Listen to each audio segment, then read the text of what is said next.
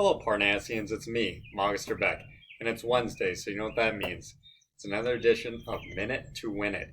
This is week 28, or edition 28, and for this week, since the Logic Scholars on campus are practicing some basketball skills like dribbling and passing, I would like you to find a family member or friend or someone in your family that you can do this with for 60 seconds, set your kitchen timer or stopwatch, to see how many times you can pass it back and forth, like a chest pass or a bounce pass.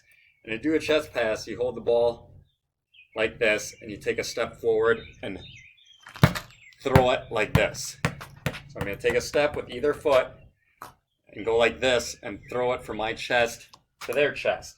And I'd like you to be at least 6 feet apart. You can be a little farther apart if you want, depending on your skill level. But I don't want you like just 1 foot apart going like this back and forth. At least six to 10 feet apart. And like I said, take a step, chest pass, and then they'll chest pass back to you. See how many passes you can get back and forth within 60 seconds. Since we're doing basketball at school on campus, I figured it'd be kind of fun and cool to incorporate this minute to win it for this week. Have a basketball skill. Hope you guys have fun with it. I'll be chatting with you guys later.